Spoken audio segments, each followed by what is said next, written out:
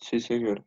Bien, entonces vamos a iniciar con la clase de aguas residuales enfocados precisamente a las aguas, al tratamiento y al origen de las aguas residuales. Bien, entonces, lo primero que vamos a ver es el origen de esas aguas residuales. Uno de los orígenes de las aguas residuales municipales, o sea, de las que salen en cualquier ciudad, independientemente de su tamaño, estas aguas residuales pueden ser, por ejemplo, de origen doméstico. Las aguas residuales de origen doméstico son aquellas aguas residuales que salen, imagínense el agua residual que sale de su casa, ¿listo? El agua residual que sale del sanitario de su casa, que sale después de que ustedes se bañan, que sale de su cocina, que sale de cuando ustedes lavan la ropa. Bien, entonces esas aguas residuales de origen doméstico tienen unas características importantes y es que dentro de las aguas residuales podemos encontrar, por ejemplo, las excretas, que quiere decir el agua que sale de nuestro sanitario, ¿cierto? Aguas jabonosas de todos los procesos de lavado, ya sea de manos, ya sea del cuerpo, llámese también lavado pues de la ropa y de ese tipo de cosas. Además, desechos sólidos, ¿listo? Dentro de esas aguas pues pueden existir algunos desechos sólidos, puede ser por ejemplo pedazos de comida o puede ser por ejemplo de cuando lavamos los pisos o no sé, desechos sólidos entre muchas otras, pero principalmente son estas dos primeras, excretas y de aguas jabonosas.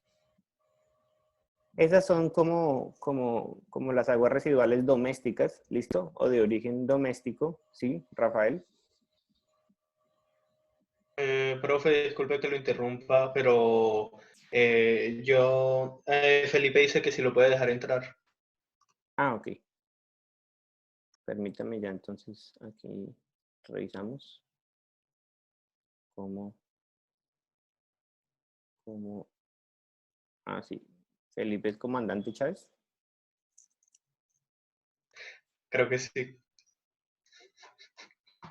Ok, creo que ahí.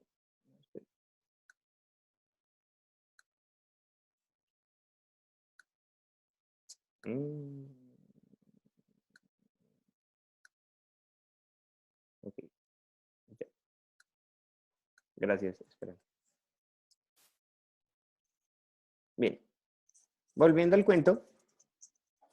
Entonces, ojo acá porque aquí tienen que empezar ustedes a aprender las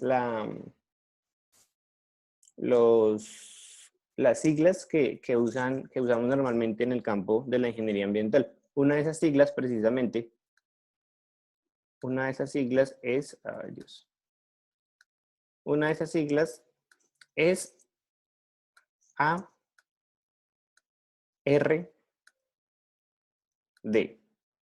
¿Listo? ARD, ¿qué significa aguas residuales domésticas? ARD, ustedes se van a encontrar mucho con esta sigla durante su carrera. Las ARD son las aguas residuales domésticas, que como les digo, la principal característica que tienen estas aguas es que contiene excretas y aguas jabonosas. Pero también tenemos las aguas residuales industriales o las ARI, ¿cierto? Aguas residuales industriales. Y esas aguas residuales industriales pues tienen una particularidad. Y es que la característica de las aguas residuales industriales dependen de la industria de la que provengan. No es lo mismo tener unas aguas residuales industriales de una arrocera, por ejemplo, ¿cierto? Y las aguas residuales industriales de una fábrica de químicos o de pesticidas, por ejemplo.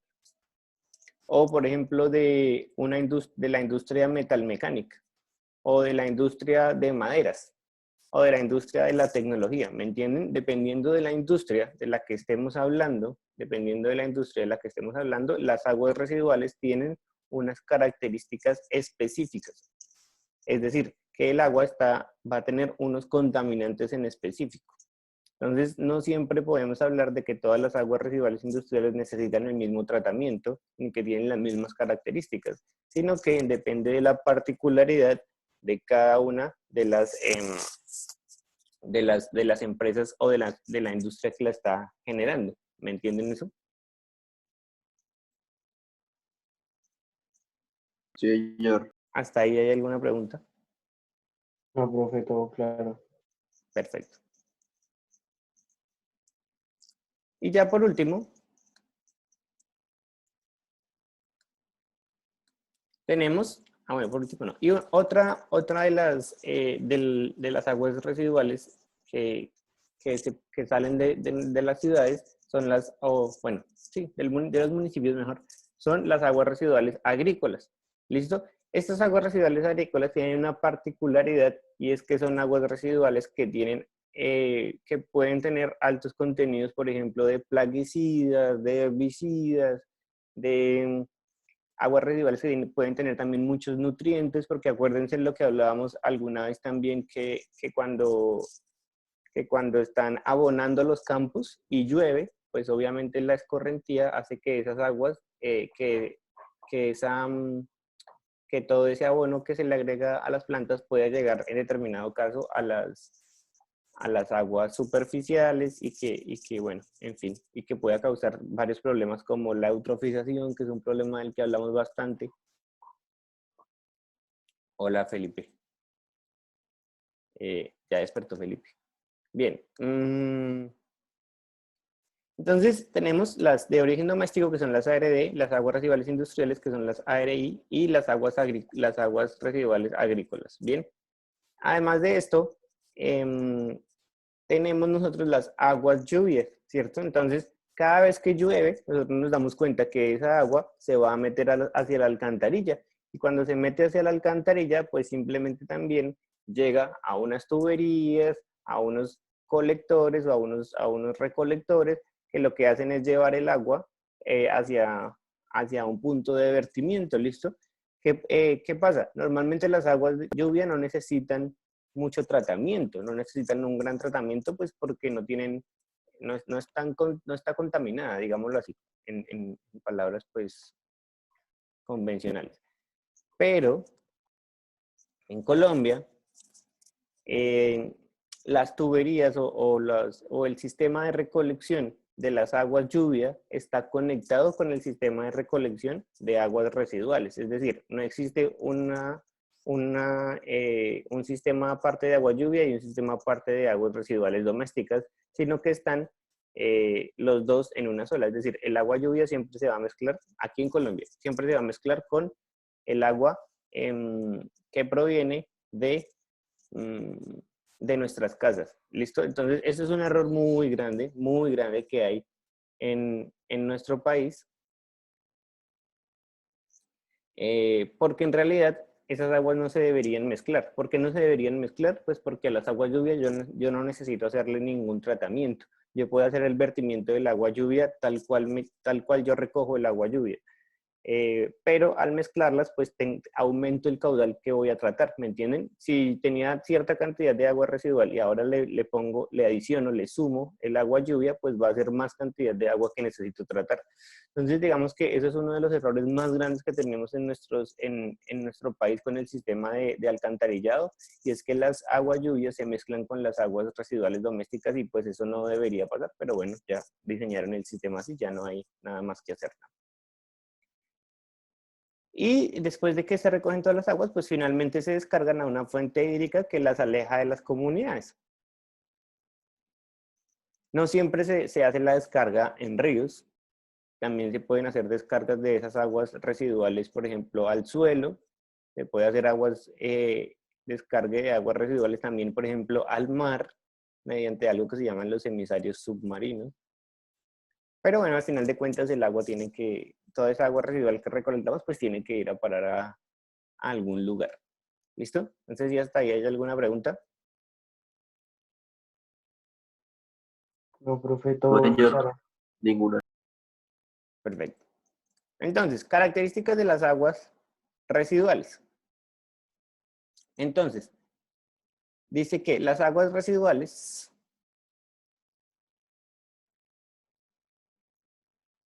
las aguas servidas o residuales están formadas por un 99% de agua y un 1% de sólidos en suspensión y en solución. ¿Listo? Entonces, aquí vamos a empezar a revisar que los sólidos no todos son digamos, como pepitas que uno vaya viendo ahí como un sólido, pues,